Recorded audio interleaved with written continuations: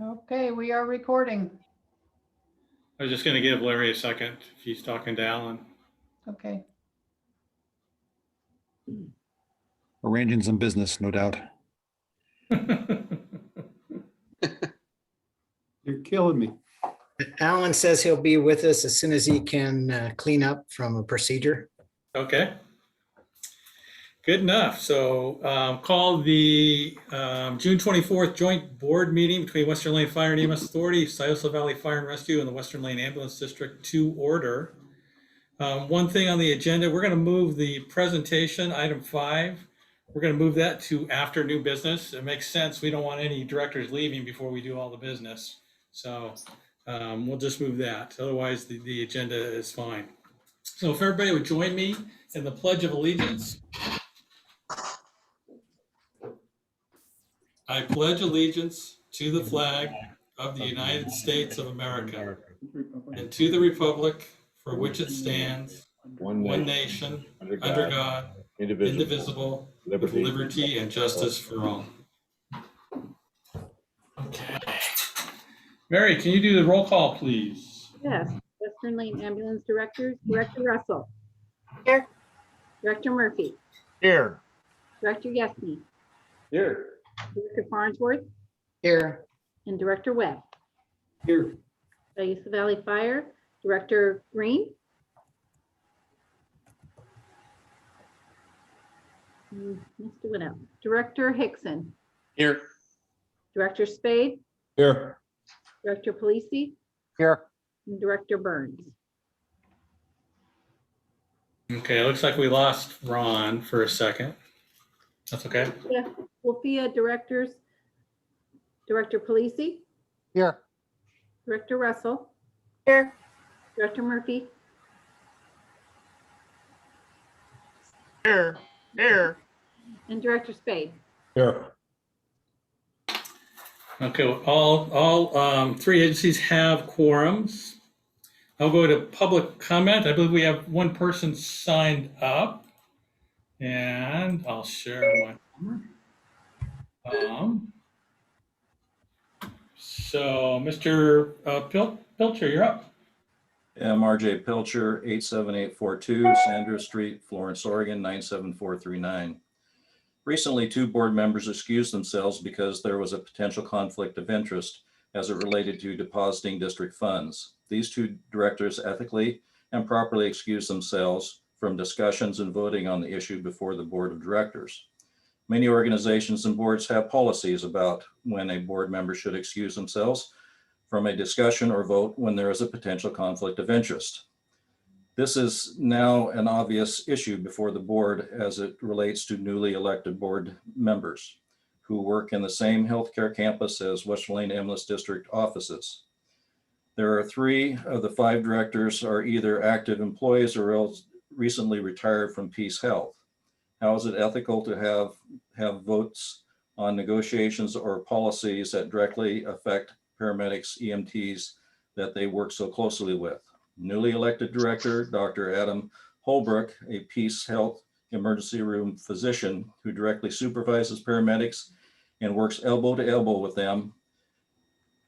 How will this be ethical for him to vote on any matter before the board that affects the wages, benefits, and work rules of the staff? The public should know that many of the paramedics and EMTs also work part-time with him as a Peace Health emergency room staff and are directly supervised by Dr. Holbrook. Dr. Holbrook receives $1,000 a month compensation from Western Lane Ambulance District as a physician advisor to the paramedics. Will he no longer receive this compensation from the very organization where he is now a director? How will the newly elected director, Vanessa Buss, a Peace Health employee who works as a quality program lead, be able to ethically vote on these matters when she is so closely allied with the paramedics and EMTs? The answer is that all 3 of these Peace Health employees are puppets for the union staff and will not for a moment's time fairly represent the tax-paying public.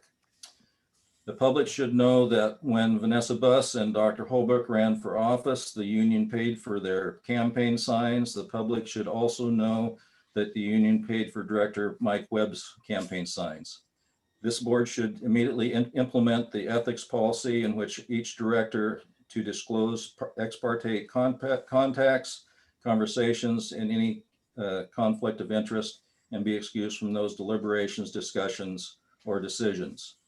Taxpayers, take note. You no longer have a governing structure here that represents you.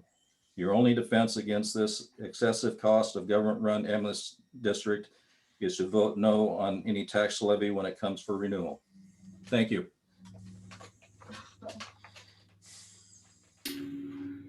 Thank you, RJ. One correction, Dr. Dana Gellis is our medical director. It's not Dr. Holbrook. Okay. The consent agenda is as listed. Would anybody like to pull anything out of the consent agenda? Hearing none, consent agenda consisting of the meeting minutes from the regular meeting, 5/27/21 staff reports, and some correspondence. Now we can go to review of the monthly financials. Thank you, Chief. Good evening, everyone. So we're close to the end of the fiscal year. 11 months in, we should be tracking close to 92% for expenses. And looking at all the categories, personnel services and materials and services for both SVFR and Western Lane, we are well within our budget range. So things are looking good. I also wanted to let you know that I have moved the money that you voted on last month into the local government investment pool for both districts. You do not see that on the financials this month because I did that after these financials were processed. So you will see that change in the financials next month. Also wanted to let you know that we are in the middle or kind of almost to the end of our new LifeMed campaign. And I want to give a big shout out to my staff, Mary, Holly, and Laura. They have been doing an excellent job. They have scanned in 1,459 applications so far this month. And we are on track. Revenue is coming in as good as it was last year, and they've just been doing a great job. So kudos to the admin staff on that. And then I have one question for the board. I am not an authorized signer on any of the Oregon Pacific Bank accounts. And I think that was set up for my protection due to the fact that in the position that I'm in. However, when it comes to calling the bank and inquiring about account balances or making wire transfers, I'm unable to do so because I am not an authorized signer. I contacted the bank to see if there was any reason on their end that I shouldn't be, and they said, no, it's totally up to the board. So my question to both board of directors is, would you allow me to be an authorized signer on all the bank accounts? I really don't intend to sign any checks. We have plenty of people with the board members and Chief Schick and Chief House to sign. So I don't intend to sign any checks, but it would really make things easier for me to make inquiries or transfer funds. So I'd like to open that up to the Siuslaw Valley Board first for discussion, and then maybe the Western Lane Board can talk about it. Let me know what you think. Well, Director from Burns. oh, go ahead. Sorry, Director Burns, go ahead. Ms. McClure, who can sign on Siuslaw Valley Fire and Rescue today? All board members and Chief Schick and Chief House. How could all board members sign when I've never signed a card? Well, the bank has the signature card, and when we set those up, I sent emails out to all board members to stop in at the bank to sign the card. So Boy, my maybe memory is definitely since I turned 62 is out. Dina and Chief and fellow board members, we can give Dina authorization to do transfers and those kind of things at the bank without being a check signer. I think that's a great idea. And, you know, there must be a level of purview that she can have so that she can do account inquiries. And the transfer authority could be limited to the in-house accounts and the intergovernmental fund. I, And that would seem sufficient to maintaining the check signing authority of the board. well, I think on Siuslaw Valley Fire and Rescue, Director Green just give a thumbs up to what John and you were saying, Bishop, that can be done. Yeah, and I would say Dina requested too the authority for wire authorization. I would say that if that comes with the same degree of both authority and risk as check signing, so I think that probably should be limited to, again, for Dina's protection, to those who are signing checks, but full inquiry, full internal transfer. I believe that the branch staff at the bank can certainly help set that up at the board's approval. And I think we should have each board do a motion and vote on that. And then Dina and the chief can take the minutes to the bank and they'll have record of that's what we want to do, please. Director Polisi, you got your hand up. Yes, I do. I'd like to make a motion that we allow Dina to be on the accounts to make the necessary transfers to keep operations running. I'll second that. So we have a motion by Jim Polisi, second by Ned Hickson, to allow Dina to have access to the SVFR accounts. Any discussion? Yes. Go ahead, Director Burns. Director Polisi, are you saying just to make the transfers, or are you stipulating writing checks? I don't see any problem with the full process. If she writes the checks, then as long as a board member co-signs with her, Oh, excuse I me, wouldn't have a co-sign the different- checks. Okay. yeah, sign with her. Just like we do now. Because I come in and sign checks, as does Sam. Dina, does one of the signatories have to be a director? Or could it be Yes. like, We Okay. have that in our policies that is preferred. It's not required, just in the event of an emergency, but that is our best practice, that we have one staff, preferably 2 board members, but if we can't get a second board member, then we do have staff as the second signer. So it would be 3 altogether. No, we've got 2 signatures on each check. We prefer to have each of the signers be a board member, but oftentimes it's not easy to get 2 board members to come in to sign both lines. So Right. more common is 1 board member and then chief or chief house is the second signature. Okay. I think there is some value in having the chief and the ops chief have this cross their desk if they're one of the signatures. And I like the idea of having, some separation for your protection and also for the district's protection on actually signing a check. Mhm. Because there have been, unfortunately, some agencies in Oregon that have been victimized by check writing and transfers into personal accounts, fake vendors set up, that sort of thing. Yeah. And I'm not saying that would ever be the case with you, Dina, but let's avoid the very opportunity for that kind of difficulty by giving you all the authority to transfer within agency accounts, but leave the check signing to the chief, the ops chief, and the directors. Agreed. And that way too, we have an administrative level signage, and then we have a board sort of objective board member sign of the check. So there's that sort of checks and balances, so to speak. so does the motion on the floor stand as is, or does it need to be amended? Sounds like it needs to be amended. Yeah, more specific to the transfer of funds and inquiries, correct? And leaving the check signing as is. Jim, is that acceptable to you? Director Polisi, are you okay with that? Yes, Chief, Yes. Rick still have his hand up?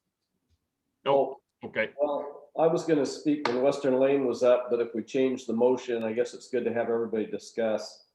And just agree that we should, for segregation of duties, if Dina doesn't really, it doesn't sound like the problem is signing checks as much as inquiry and transfers. Is that right? Correct. Correct. It's really appropriate to keep the check signing off and keep you free of that, especially since you're doing the bank reconciliations. It really protects you very well. So I'd like to keep that part as well. But I think inquiries, transfers would be fine.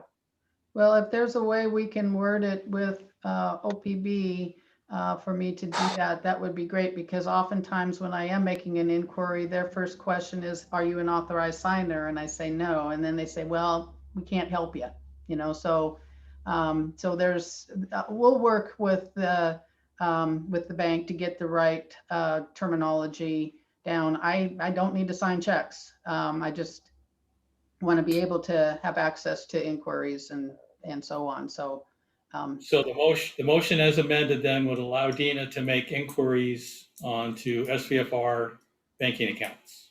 And did we get a second on the amended motion? Yes. Second. That has been seconded. Okay. Any further discussion? Is it transfers and inquiry? Not just inquiry, right? Correct. Okay. all right. So on the Siuslaw Valley fire, we had a motion and a second, Director Polisi and Director Hickson. So who made the motion on Western Lane? No, we haven't got to Western Lane yet. Oh, We're still doing SVFR. sorry. We haven't voted on that yet. All right. So should we do a roll call vote? Yes. Mary, can you do a roll call vote for SVFR? Yes, Director Green, Yes. Director Hickson, Yes. Director Spade, Yes. Director Polisi, Yes, and Director Burns. Yes. Now for Western Lane Ambulance District. I'll make the motion on behalf of Western Lane Ambulance District that our business manager be given the authority to make interagency account transfers and inquiries. Okay, there's a motion. Is there a second? I'll second. This is Rick. Rick, okay. We have a motion and a second. Is there any discussion? Mary, can you do a roll call of Western Lane Ambulance Directors? Director Russell, Yes. Director Murphy, Yes. Director Yesney, Yes. Director Farnsworth, Yes. and Director Webb. Yes. Let me just add, I don't know how you haven't been able to do all of this without that authority, Dina. Congratulations, you're a miracle worker. Well, I can do online transfers. It's just some of the wires and some of the more complicated stuff but all I have to do is go next door and get Chief to come in here and have him on speakerphone, and then we're good to go. So, but thank you. Just an This will make- FYI, she does have authorization on the accounts to inquire already. Great. And Alan's signature is on the signature card. Just letting you know, Alan. Thank you, Michael. WLFEA board, Signature? WLFEA board director Murphy makes a motion to allow Dina McClure authorization to make transfers and inquiries. Is there a Can I second? second that motion? Director Russell, second. Any discussion? Mary, roll call for WLFEA Directors. Yes, Director Polisi, yes, Director Russell, Yes. Director Murphy, Yes. and Director Spade. Yes. Thank you, directors. With that, I open it up for any questions on the financials. Hey, Dina, I'm sorry to ask this, but based on something you just said during the discussion for Western Lane, I would like to clarify. You said that you currently have the authority to initiate wire transfers. Is that correct? No, online bank transfers. Okay, And within the, like I can transfer from the money market to the checking, but I Right. can't, I was unable to transfer. Well, I was able to do the local government investment pool, but when I went in to inquire, it wasn't going through, and they were unable to help me on an inquiry that I was making on why it was not going through. So, Okay, that's fine. You had used the wire, and so I just want to make sure we were on the same page. So that's great. Thank you. Dina, Director Spade, I've got a couple questions for you. Go ahead, Sam. On the bill for Siuslaw Valley Fire and Rescue for credit card, there's a charge for positive promotions of $1,500. Could you explain a little bit more about that?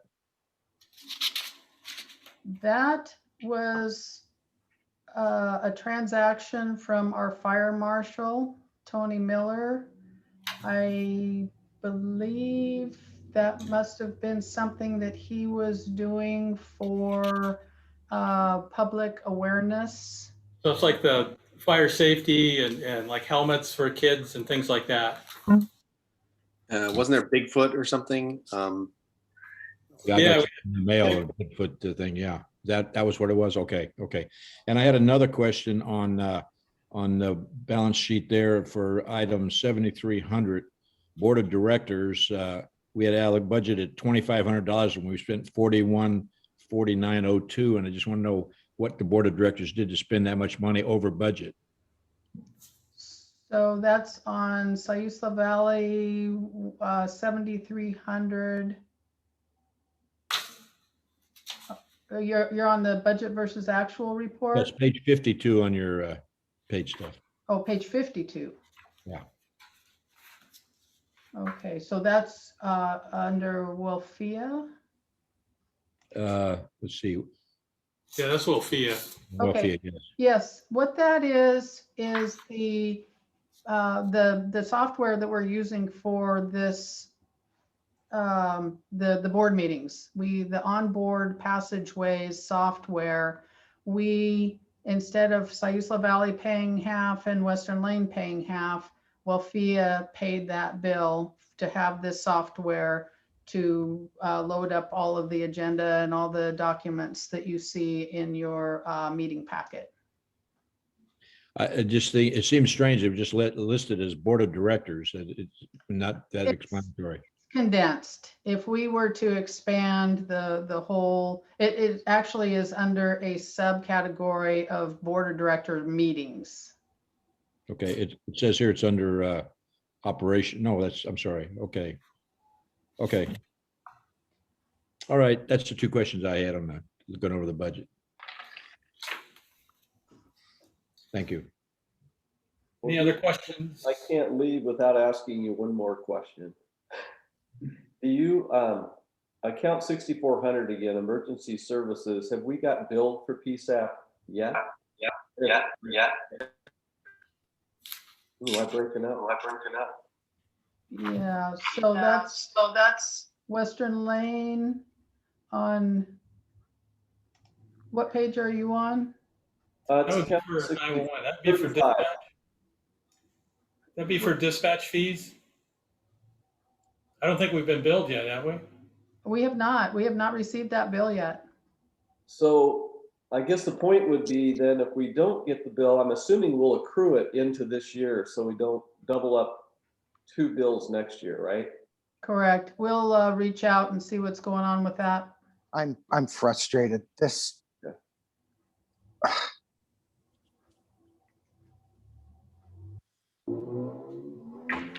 Jim, Director Polisi, did you want to speak? Yeah, I'm having all sorts of IT issues over here. Everybody's freezing on me. Everybody's starting to sound like Martians. Dina, should I log off, try to come back in again? You sound good to us right now. Can you hear us okay? Yeah, but like Larry's face is frozen, Rick is frozen, Alan is frozen. You can. They always look like that. No, Yeah. Go ahead, Jim. Go ahead. You can- If you want to reboot, that's fine. I'll right. watch for you and get you back in as soon as you can. Thank you. Director Director Farnsworth? Farnsworth. Just a point of clarification for our visitor. Dr. DeAngelis is the medical director and Dr. Holbrook is the physician advisor. No, Dr. Danagelis is our medical director and physician advisor. Okay, and so is he being compensated by the district? Dr. Danagelis is Okay, and Dr. Holbrook? not. Okay, thank you.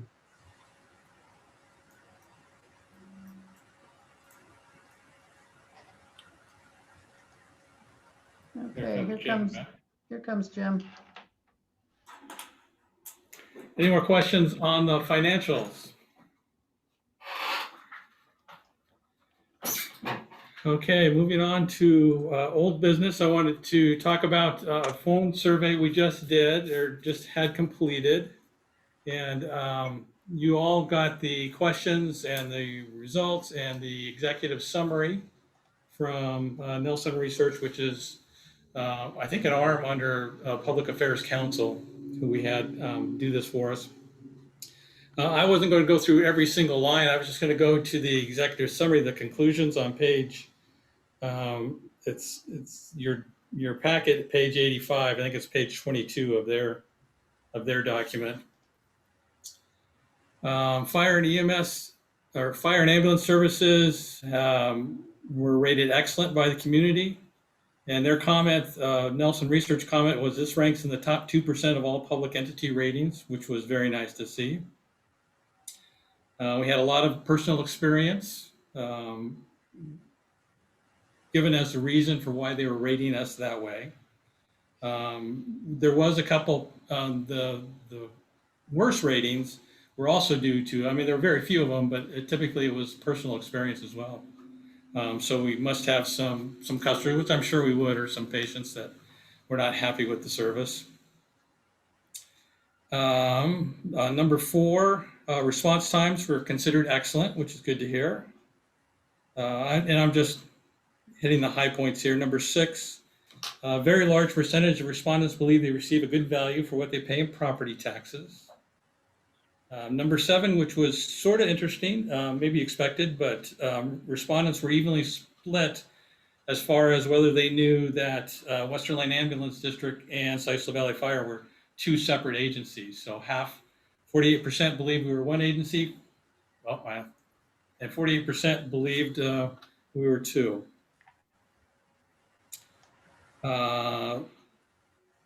Large number of respondents favored merging the 2 agencies. This is spread throughout the demographic groups, and they list the demographic groups there. Primary reasons were more cost efficient, will provide better services, more training, less stress. Foremost reason for opposing the merger was, I don't believe it will save money, costs will increase. Again, that was a very small percentage. Spread services over too large an area, which I could see maybe how they could interpret it that way, but services wouldn't change, and the service to specific areas wouldn't change. And then just to the final observation, clearly Western Lane Ambulance District and Sisseton Fire and Rescue are perceived very positively in the community. In addition, respondents believe they receive a good value for what they pay in property taxes for fire and ambulance services. And they want us to be highly trained and experienced. So I think, our desire was, one, to find out how they felt about the services being provided, emergency services being provided, and to get just a general idea of how they feel about a potential merger. So I think we did get that. They did get a little over 300 responses. I believe it was plus or minus 5% for the results. So I think these are very, I'm very pleased with the results. So questions or comments and discussion? Well, I'm not surprised at the results based on the bias of the questions. Not surprised at all.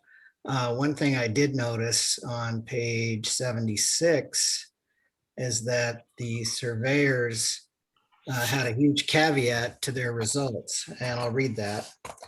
The reader should keep in mind that, quote, if you knew format, certain arguments may push people if they knew, but the nature of the argument may make it impossible to convince somebody that it is factual. In addition, the resources required to do the convincing may be too great when compared to other arguments.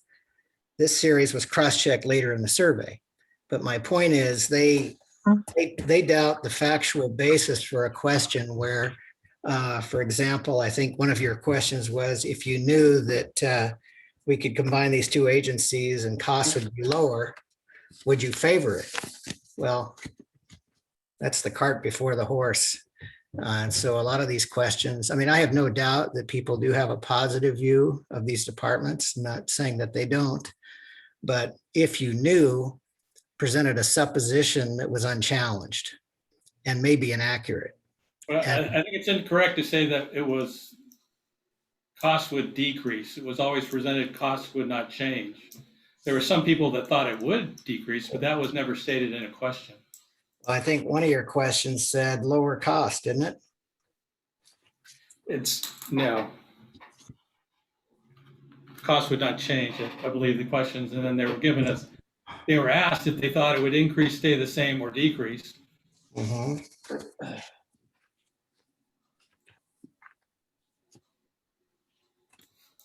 Well, I would say some of those questions are kind of leading that are further down, but when you start right at the top with please tell me how you would rate the operation and performance of your local fire and ambulance, and it's 86% excellent or pretty good, that's not a leading question. So No, I I agree. focus on those first few and the ones at the end. And I was kind of surprised. This was better than I would have expected. I also think it's interesting what Chief brought up, that an even number of people thought the districts were already combined as those that thought they were separate. I think it was 48% each. So there were a couple of surprising things in there for me, but I would be very proud of the results of the survey. So well done. Well, the question I was referring to is if you knew a merger would allow the districts to combine operations and lower operating costs for Western Lane Ambulance District and Siuslaw Valley Fire Rescue, would you favor or oppose the proposal? That sounds like lower to me. Well, I mean, it wasn't saying that we were. It said if it would lower operating costs, would you be in favor? I think the question stands as is. Right, but it may not be factual, according to the author of this survey. Well, I think the point of the question was to determine how many people felt that that was an important factor in determining whether or not merging was important. If most people felt like, it didn't really matter to me, then we knew, okay, well, the cost factor is not really a driving force behind people's decision making. If a lot of them had said yes or no, then we would know, okay, this is important or it's not important to them. I think that was the point of the question. Well, I just think that this $14,000 survey isn't worth the paper it's printed on. I think we all knew already that people have a positive view of our first responders and our departments. But as I said in the last meeting, the if you knew questions and the bias that's in the questions and the absence of a question about having, a private ambulance service as an alternative with no tax subsidy left this survey wanting for an alternative.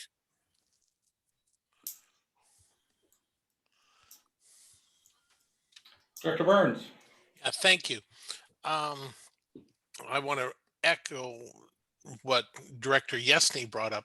I actually thought the opinion of the public's perception of the two departments was going to be close to 90%, but I remember you had a 5% variant there. I don't think anybody in the community would ever think anything other than highly of the fire department or the ambulance district. But that one question that Director Farnsworth brought up and Chief Schick, you brought up as far as decrease, when that was asked to me by the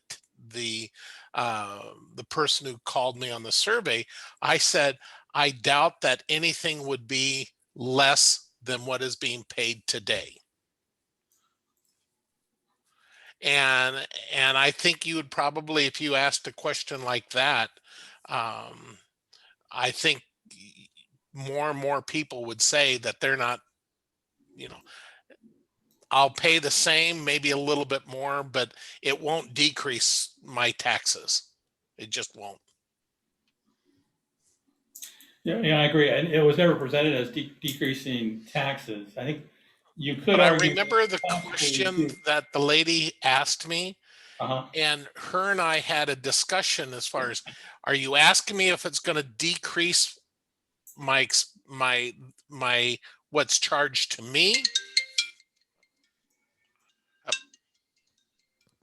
I gotta get this. Excuse me. Okay. Can I ask a question, Chief? How many respondents were in the Western Lane Ambulance Service area that's not in the SVFR service area? I would have to ask and get that. I don't know if it was. I know they broke it down by precinct, but I don't remember seeing that in their report. I'd have to ask that. Well, it seems kind of essential if you're asking people who voted for the Western Lane Ambulance District and the levies and the taxes that go with it, who are not served by SVFR, what their opinion and view was. That's a survey that is not a complete question. Right, I think the majority were in the SVFR district just because most of the residents are in that district, but I can get you those exact numbers. Please do. What I think we need to really remember about this survey, it's intended to be a tool for both boards of directors when we start discussing whether we want to move forward with the merger. It was just an indication from the public whether we should move forward and ask them for a real vote of this is something we wanted to do or not. We're not trying to pass a levy or defeat a levy. We're trying to help the board of directors make a decision how we're going to move forward.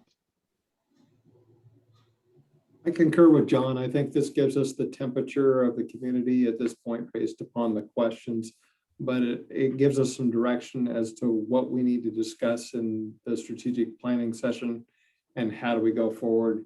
Strategic planning will dig this a little bit deeper and break out some things, but it helps us to define how that planning should take place, or at least how it initially should go, at least in my mind.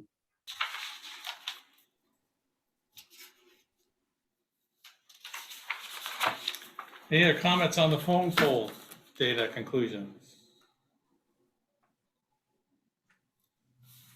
Okay, moving on to old business number B. Director Murphy had asked that I bring a list of possible focus group members. This is for strategic planning. I'm not looking for names of individuals. This is just, we just brainstormed and came up with a list of possible representation or groups that we would want represented in our focus groups. So I'm not saying that all these have to be on there, or I'm not saying that maybe we excluded some, but so we're just opening it up for discussion and would like to hear some feedback.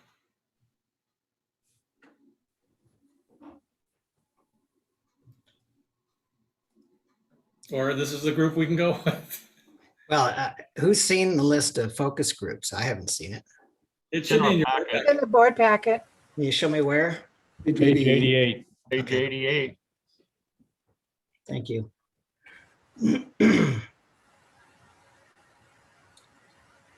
Well, right away, I can see that we don't have any faith-based organizations there. So I think it'd be a good idea to reach out to some of our pastors and church leaders. You know, I've volunteered to participate on a focus group. I hope I'll be invited to do so. I'm both a faith leader, a Rotarian, a business owner in the community, and a past director. But I think we're not looking for names. We're just looking for. I know. I'm throwing my hat in the ring since this is my last meeting. Sure. But I think this is a pretty good list. I'm hoping also that the suggestion I think that John Murphy made at the last meeting was that we have some in-person town halls so that we're hearing from people at large.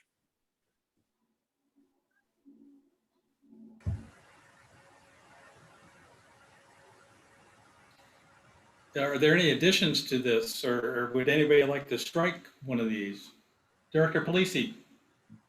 Yeah, hi. Okay, so I looked at the list and yeah, I agree with what Director Farnsworth says, but I'd also like to see something in there to the U.S. Forest Service and national parks, because let's face it, the fire district and the ambulance district provide DPA for them. And there is no reciprocal response back. So if we're providing services at the taxpayer's expense into the U.S. Forest Service land. What are we getting in return? I want to hear it from them and the parks.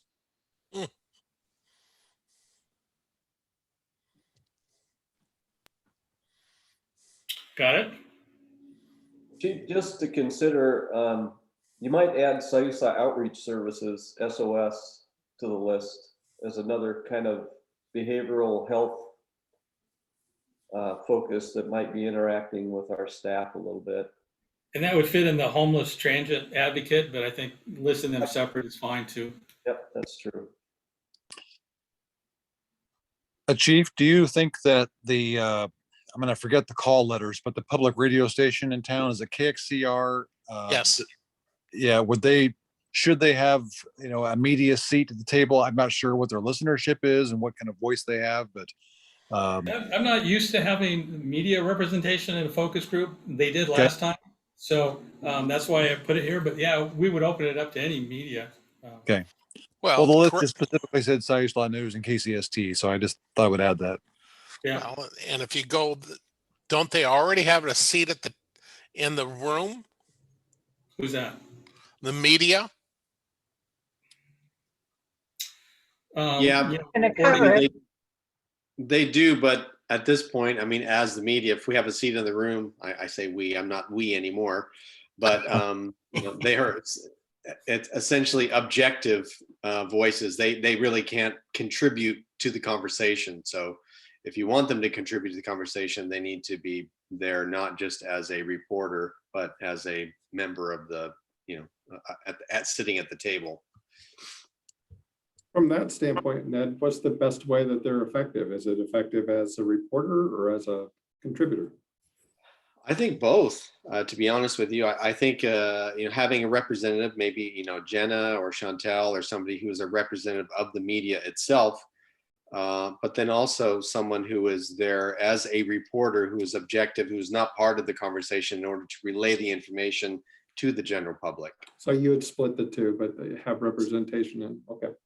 Yeah, but if you do that, wouldn't you be going after, besides KXCR or the Siuslaw News, wouldn't you be favoring one over the Register Guard or KCST? Well, we've got Coast Radio on there already, and if we add KXCR, and then we've got Siuslaw News, who cares about Register Guard? I mean, they don't really, they don't really care about us. I mean, Speaking to be honest, about a real reporter. I don't think they need to have a voice in our local decision-making process. And If they want to cover it, they can cover it. And We'll they don't tell pay that any to Larry tax- Bacon for years. They don't pay any taxes in either one of our districts either. The only other that I would consider, considering would be, maybe PUD or some other utility. We've got Heceta Water on there, but I don't know if we want to consider any other utility members. I know we've got the port on there. That would be good. I think that would be a good addition. Maybe with the city of Florence, the public works director might be a good choice too. Yeah. Talk about infrastructure and being able to pump water. And that's who I hoped would be there. I don't know how they would handle invitations directly with the city. Jim, you have your hand up? No, I'm already voiced. Okay, I'll lower your hand. There are some citizen-led committees, the transportation committee that I serve on, there's the EMAC committee. There may be some city committees that you may want to invite as well.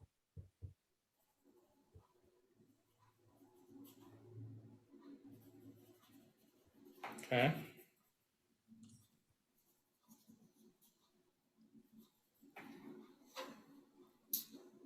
More suggestions or comments?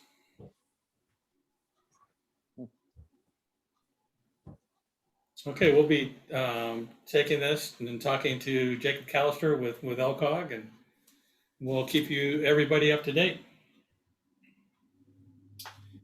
So new business, we're getting to, is it time to resume in-person meetings? Yes. Okay. Ditto. So I think the city is opening up to in-person meetings. I think July, I think that would be a good idea for us. The question, we would still make available Zoom connections for those directors out of town or maybe don't feel comfortable with meeting, but I think unless there's a consensus to not do it, I think we should just plan on having in-person meetings in July. Director Polisi, you got your hand up again. Yes, I do. I'm not opposed to public meetings again, but I'm a little concerned with everything I'm hearing about this Delta variant. And I'm wondering if we're not a little bit jumping the gun here. Maybe we should wait until like call September, let July and August pan out and see what happens. And then if everything is good, jump on it in September. I don't Okay. think waiting 2 more months is going to make a big deal after what we just went through. I would hate to get back into a public setting and then all of a sudden the rug get pulled out from under us. So Well, we actually, Director Spade here, in the meeting room where we meet, we're not very close together anyway, and it's well spread out. It's not like we're sitting shoulder to shoulder next to each other. We could spread that out a little bit on each board. And they're also saying that if you've been vaccinated, you're pretty darn safe against the Delta variant. And we just go with, if you have not been vaccinated, if you come to one of our meetings, you must wear a mask. And we can keep our Zoom meetings going for the public if they want to come to our meeting and they're not comfortable coming, or a board member is not comfortable coming, they can join the meeting via Zoom. Yes. And we can have somebody monitoring that, the chief or Dina or Mary or somebody, and I'm for going live. You bet. Director Green, you have your hand up. Yeah, I kind of a little bit echoing of what John just said, but I mean, I know that going forward, I don't really have a voice, but would it be appropriate to consider the public and even staff? I know oftentimes staff come to these meetings because they're interested, ask them to attend via Zoom and only have the board and management present. Yeah, that's what I was thinking as well, was that we could at least have the board members live and then have live public participation starting September, sort of, make the halfway point. We're still available. People can still watch that on Zoom, but at least the board members are interacting one-on-one in the same room. Director Burns. I would say let's go live at the end of August. And just those people who, and still have the Zoom available, those people who are more comfortable that way. Okay, so we've got an end of September, we've got an end of August, we've got a July. Is there a consensus? I'm also Do June. Do you want to go a board at a time or? Yeah, let's just go. Mary, can you do a roll call? This is not a vote. This is just what your feeling is. And the options would be July, August, or September. And this would be for live. Well, we have 2 options. We've got live board meeting, but virtual public attendance. Or we have or board who wants to be there on virtual. Yeah. Okay, is it uncomplicated enough that we can get a consensus? Yeah. Okay, so you would be asked to state July, August, or September. If you feel that it should be board only, make that qualification. Is that correct? Yes. Okay. Mary. Okay, Western Maine Ambulance, Director Russell, July. July. Director Murphy, July, board only, Zoom available for the community and board members that do not want to attend live. okay. Director Yesney, Ditto, Director Murphy. okay. Director Farnsworth, I would ditto Director Murphy and add that you probably want to meet together with your focus groups and strategic planning. Okay. And Director Webb. June and no restrictions. So I'm ready to go now. July is fine. Okay. Okay. SVFR directors, Director Green. July board only, Zoom available for board and public. Okay. Director Hickson. Ditto, Ron Green. Director Spade. July open. Director Polisi. July, no public, board only. And Director Burns. July, part of the group. And open.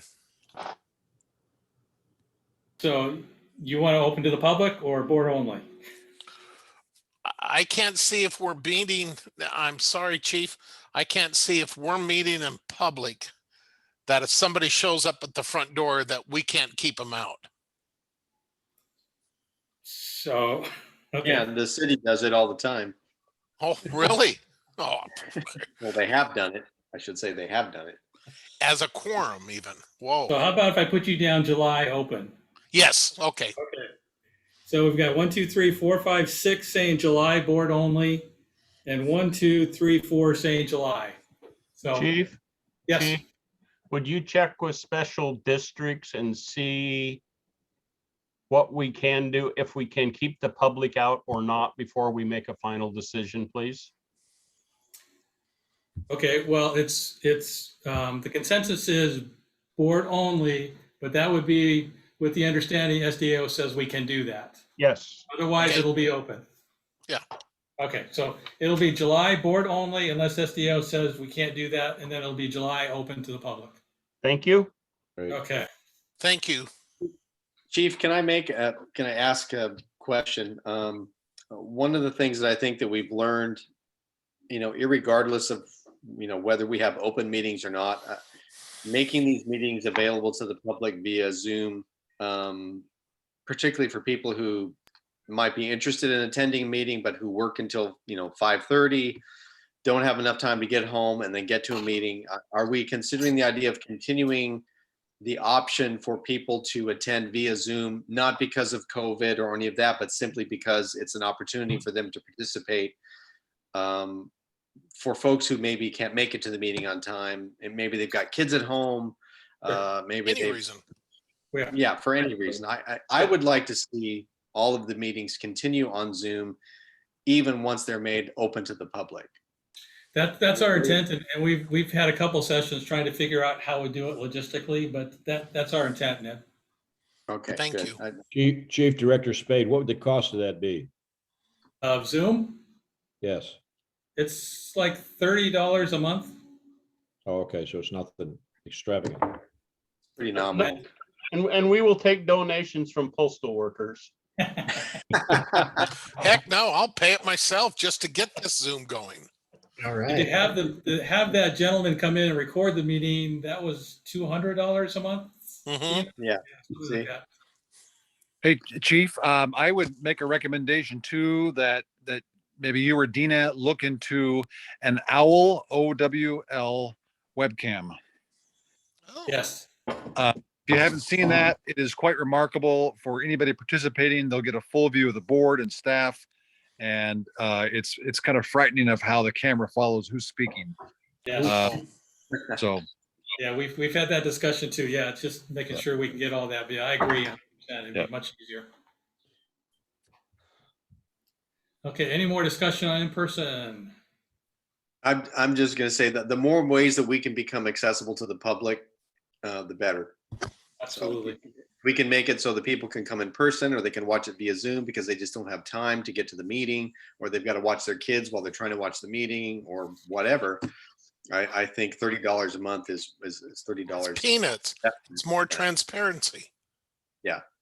Well, it's less than what we were paying for the recording that goes onto the website, and this is recording. So we're enhancing our product for $170 less a month. Exactly, Yeah, Cindy. make it more accessible. Yeah, we just have to figure out how we can record all the directors, and Director Green had a great idea. I mean, there are cameras out there that will do that. So we will figure that out. The owl is about $1,000. I'm just telling you right now. Okay. So. Ooh. Must be a spotted owl. And it tastes great too. Right. And that we have some IT funds, so that's okay. Okay. So our next new business item is, I'll turn it over to Chief House. We're thinking about, it's a purchase that exceeds my limit. So Matt, take it away. Thanks, Chief. We had a anonymous citizen come in the other day and wanted to give a donation of $1,500 for the real single purpose of the hands-free compression CPR device, but would like it to be placed in the Swiss Home Deadwood, which absolutely, we immediately thought that was a great idea. So we kind of like, well, what can we do and how can we make this work? So looking at the funds and the QRT training and the regional training, line numbers 6951, 6952, there's a total of over $17,000 left. And then looking at implementing the quick response unit up in the Mapleton area and having Western Land staff that live in that area with that piece of equipment being on that apparatus for first CPR delivery system, and quick response, not only just to the Mapleton area, which we're hurting, getting volunteers respond on calls, but also to Swiss Home and Deadwood. The price of it was $14,336. With the donation, it would bring the total down to $12,836. The recommendation is that we use those QRT Life Med funds, or we could use capital too, but the recommendation is using the Life Med funds because we're pretty robust on those with lack of training this year. Hey, Matt, could you explain a little bit what this device does, how it works? The hands-free CPR compression device. So instead of humans actually doing compressions, the machine does it to 2 inches of the body width and does it at least at over 100 beats per minute. I've been on 2 codes since we've been cardiac arrest since we implemented them. Each of them were very cyanotic blue in color. As soon as we put the device on, they pinked up, which tells us the circulation was dramatically improved with that device. Great, thanks. So it's a Perfect. life-saving device. And is one person able to handle the device, Matt, if only one person is on scene? They can. It requires some manhandling to get the patient onto the device, but they can roll and get the device on it. Just take a little bit more time being a solo use, but yes, it can be done. So this is to be just Western Lane ambulance directors. Everyone can comment, but Director Russell, you had a comment? How often, Matt, does a QRT go as a single person responder? When we're looking at the quick response unit, it could be very well essentially assigning one of our staff members that live in the Swiss Home Mapleton area. Our old ops rig with that piece of equipment in it, plus a fully outfitted ALS equipment, they would respond on every call by themselves. So it'd be a single responder then. Yeah. But And there's actually a citizen on scene also. yeah, if the fire department like Mapleton does have some people that respond, they would continue to respond. But we're just trying to get ALS coverage with this piece of equipment as well, being out on the scene quicker. And for the rest of the directors, if you've ever done CPR, that every 2 minutes you have to switch off because you get so exhausted doing CPR because of the 100 beats plus per minute. And so I think it's a wonderful idea to get this one and maybe in the future get more of them for us. Director Farnsworth, you had your hand up? Yes, I would support the purchase. I just want to make a point with the directors that if you look at the LifeMed analysis report, although we do have some funds in those 2 line items, we will likely run a deficit in the LifeMed P&L after the contractual write-offs are added for the last month of the year. So it's not like there's free money sitting here. We're either going to pay for this through capital or pay for it by running a loss in the LifeMed program. Either way, it's going to come out of our bank account. We'll either have a greater contractual write-off liability to resolve in LifeMed, or we'll or we won't, but there's another $10,000. If Dina probably has the exact amount, it's 10 or 11,000. And right now we only have $3,000 left in the fund for that fiscal year. But I still support the purchase. I think it's a great idea. Director Polisi. Yeah, having a friend of mine saved by one of these back in California, they're an incredible tool. And I know that technology is changing continuously. Matt, are these going to be lithium ion battery operated, or are they going to be off the air bottle? Lithium, but they'll also be charged with the shoreline with the vehicle. So Okay. Great. That's excellent. And for the SVR board directors, I think that we should look into seeing if we can't come up with some additional funding to help buy a second one. Seeing how we're in all risk and we're capable of assisting each other, these tools are invaluable. I, This would for one, have actually be done CPR. This would be our third one, Jim. This would be the third one we have. We already have Great. two. Yeah. Well, we should get another. I agree with, I think if I'm hearing you correctly, Director Polisi. No doctor. We've transitioned the engine to an ALS ILS response, so it absolutely makes sense. And then I was looking for maybe next year capital getting one for the fire side. So then we would have 4 in circulation. So if something goes down to 1, we actually can easily trade out and be more synonymous throughout the system. I agree. Totally agree. Director Yesney has his hand up. Where'd he go? Director Yesney. Rick, you're muted.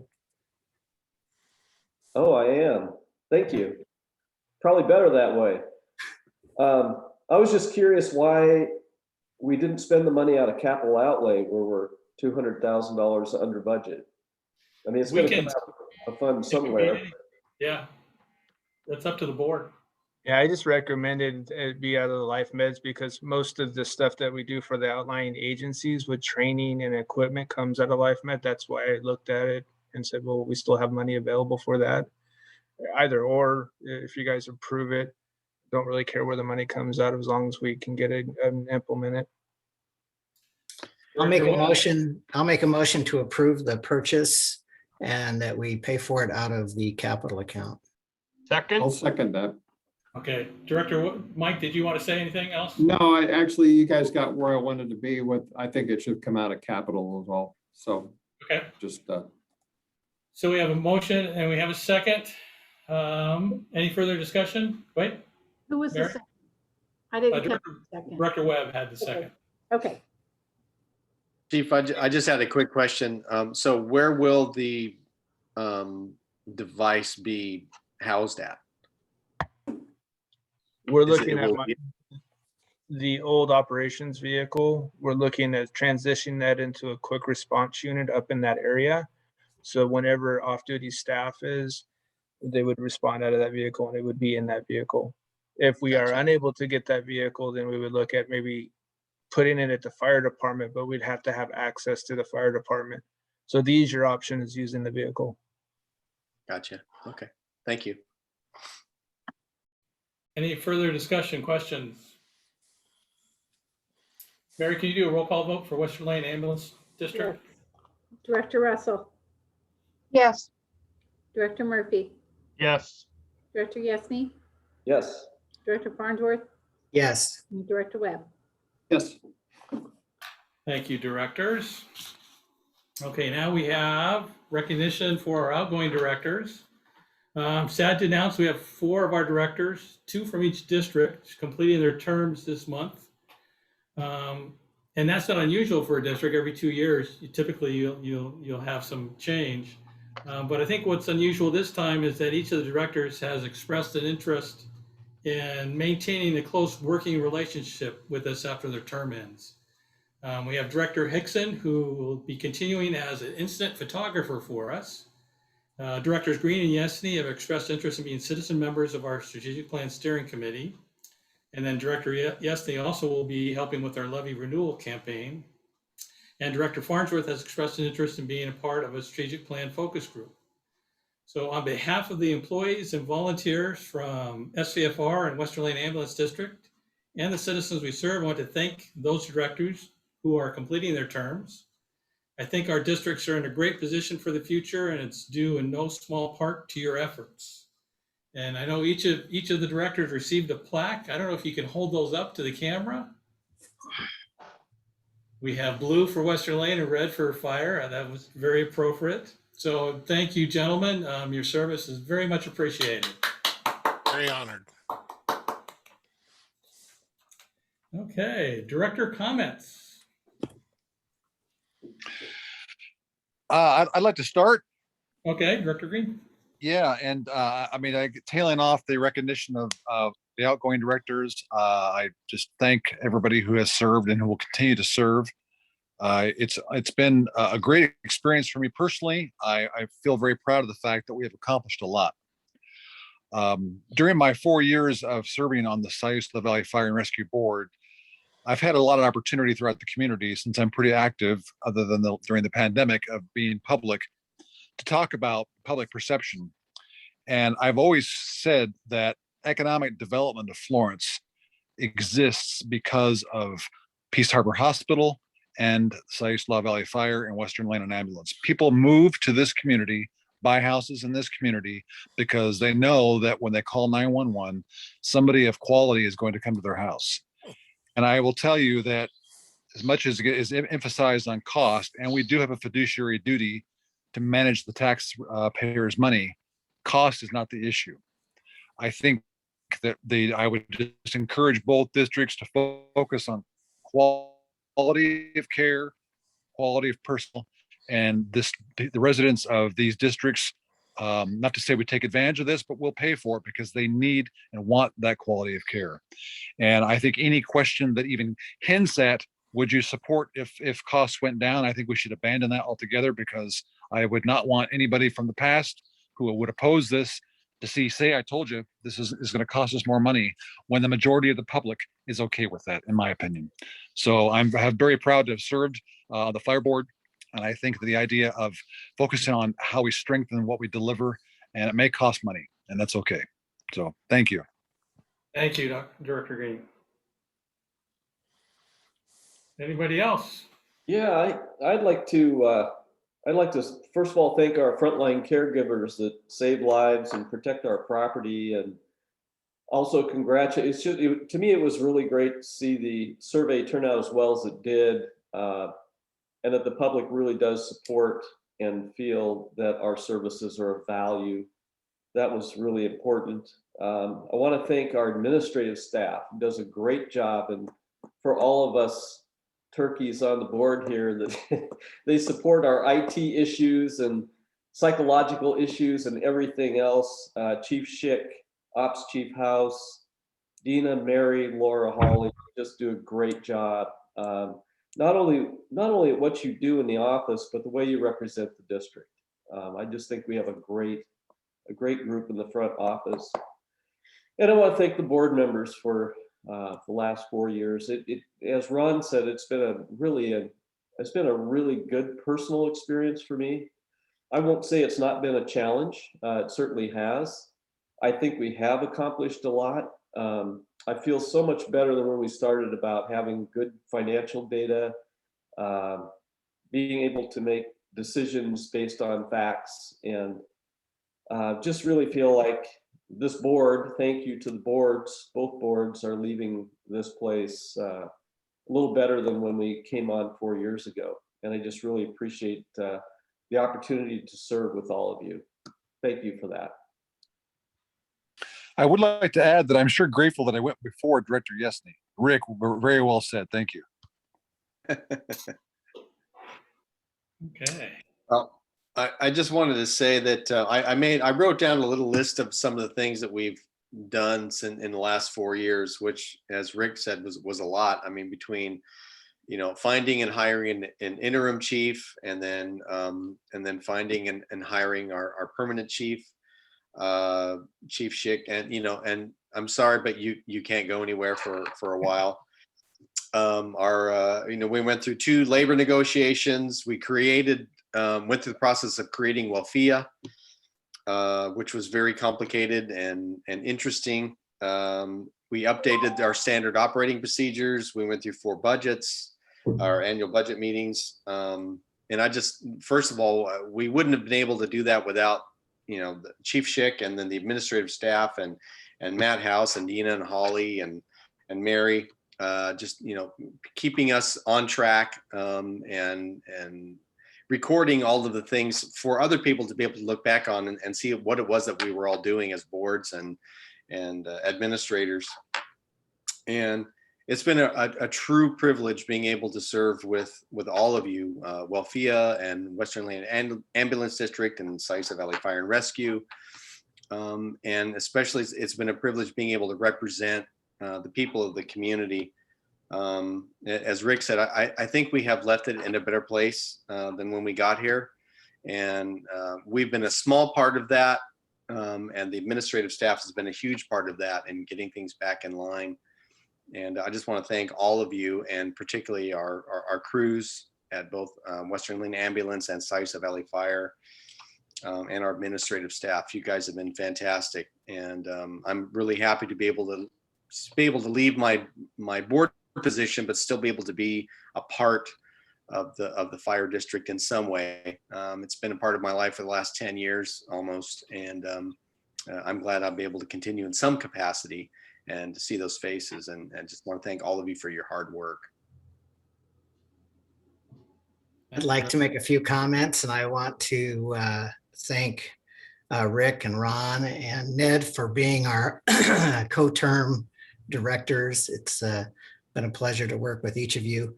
My thoughts were somewhat the same, maybe different in some areas, but in as much as this is my last meeting as a director for Western Lane Ambulance, I thought back over the last 4 years, and we had 5 different leaders. We had interim manager Brian Burright, Chief Jim Langborg, operations manager Matt House, who became assistant chief, interim chief Steve Abel, and last of all, Chief Michael Schick.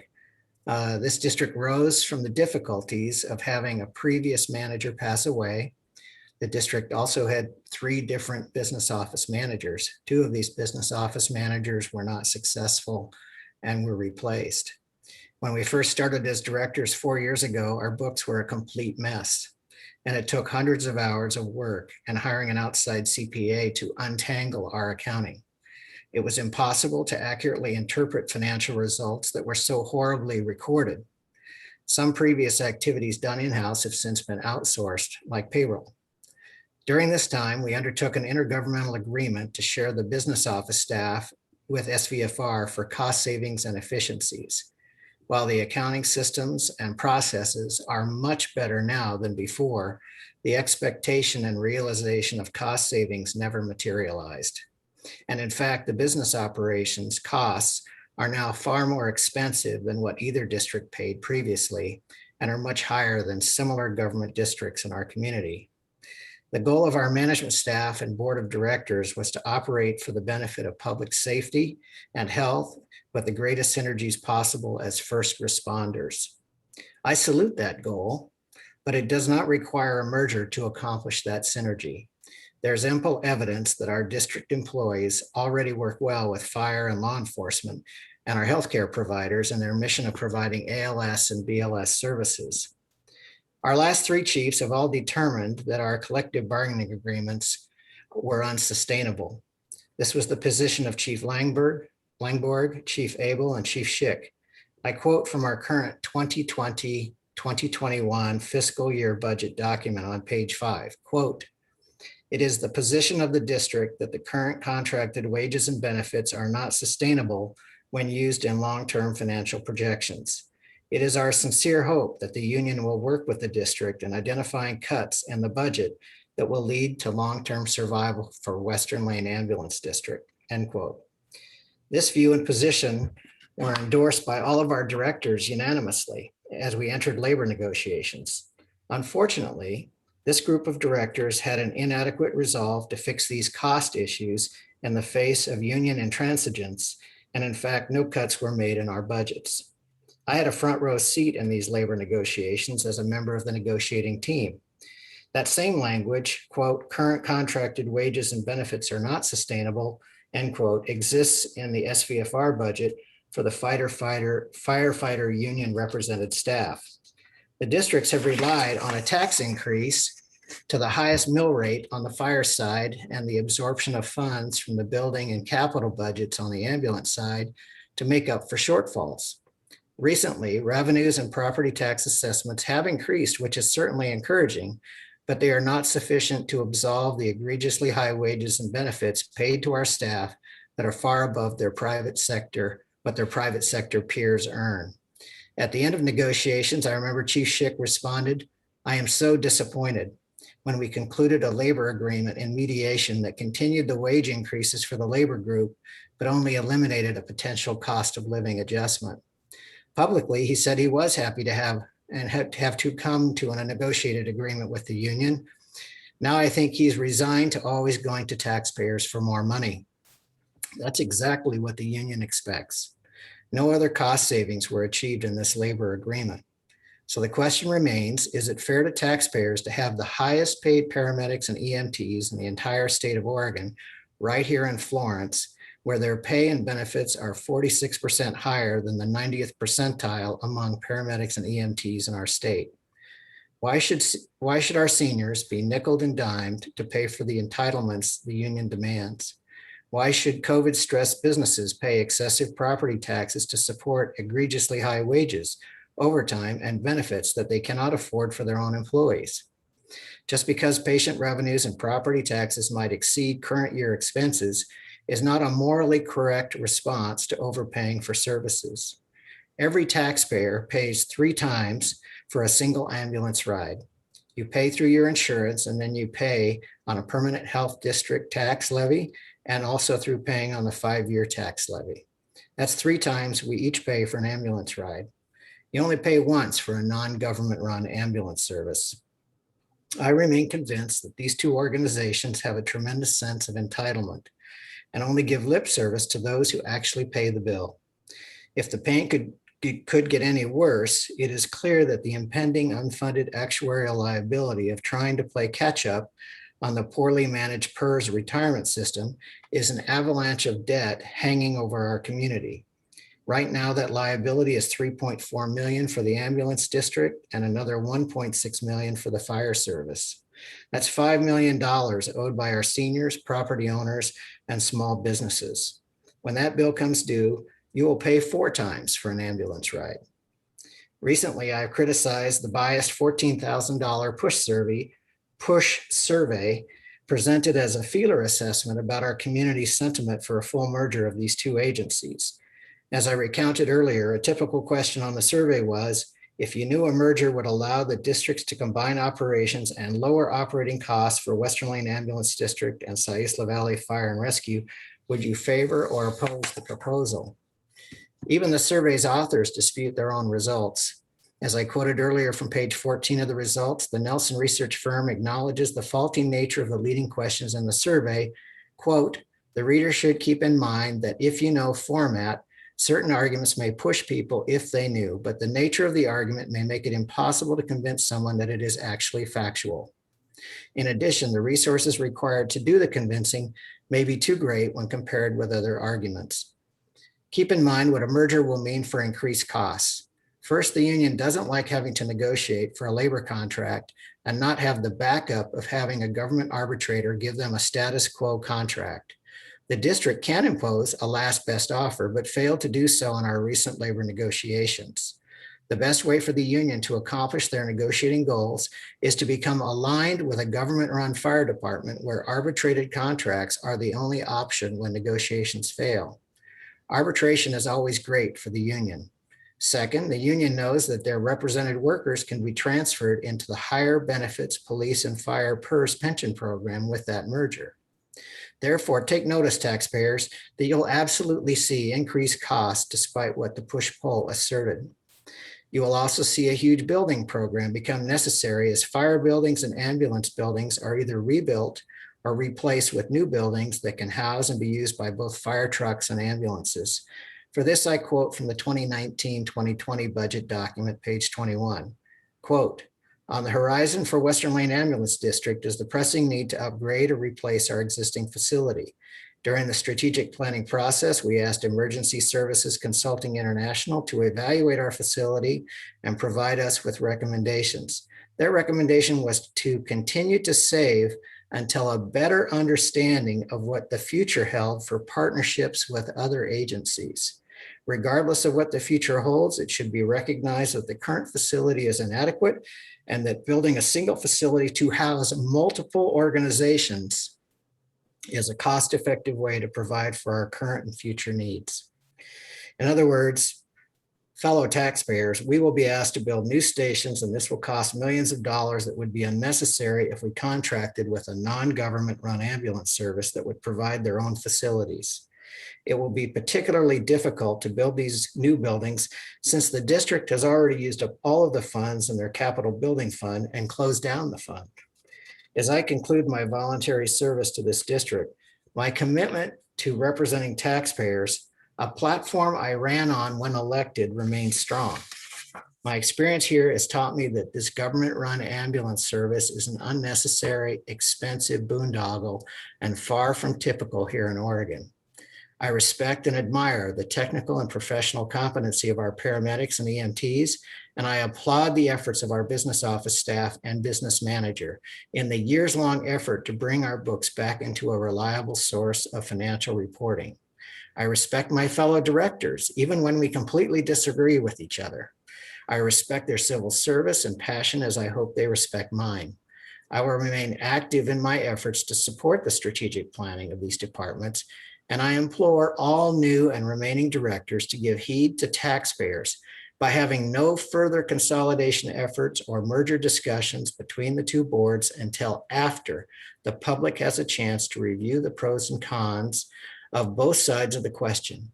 The voters should have their voices heard at roadshows and at the ballot box before any further consolidation or virtual merger. I believe the merger is just more about kingdom building and protecting the union's prerogatives over responsibility for fiscal prudence with taxpayers' money.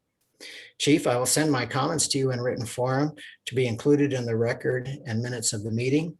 Thanks for the memories. Any other directors? I would I like have to, some, go ahead, Cindy.